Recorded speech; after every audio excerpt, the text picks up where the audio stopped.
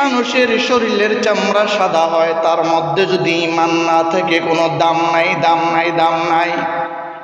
আরেকজন মানুষের শরীর বড় কালো, গায়ের চামড়াও কালো, কথার কণ্ঠ ভালো না, সুরও ভালো না, তার কোনো কিছুই ভালো না, কিন্তু ওই বান্দার মধ্যে ঈমান আছে, ওই বান্দার মধ্যে আমল আছে, আল্লাহকে বিশ্বাস করে, নবীকে বিশ্বাস করে।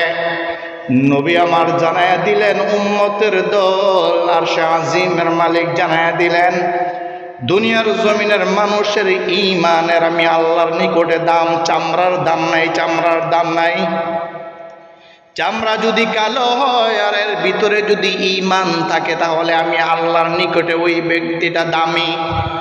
আর কোন ব্যক্তির চামড়া যদি সাদা হয় আর তার মধ্যে যদি ঈমান না থাকে, ঈমান না থাকে, আমল না থাকে, যদি ঈমান না আনে, আল্লাহ জানায়া দিলেন, হাবিব আপনি জানায়া দেন, ওই ব্যক্তির সাদা চামড়াওয়ালাদের কোনো দাম আমি আল্লাহর নিকটে নাই।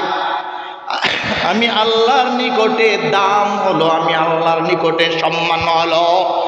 সাদা বুঝি না, কালো বুঝি না, কোনো কালার বুঝি না রে উম্মত। আল্লাহর নিকটে দাম হলো একমাত্র দুইটা জিনিস। এক নাম্বার হলো ঈমান, ঈমান, ঈমান। দুই নাম্বার হলো আমাল, দুই নাম্বার হলো আমাল। ও আমার ভাইয়েরা, দোস্ত, আহবাব, যিনি ঈমান এনেছেন তিনি দামি কার নিকটে? আল্লাহর নিকটে। বলেন কার নিকটে? যিনি ঈমান এনেছেন তার দাম আল্লাহর নিকটে। যিনি আমলে সালেহ করে তার দাম আল্লাহর নিকটে রয়েছে।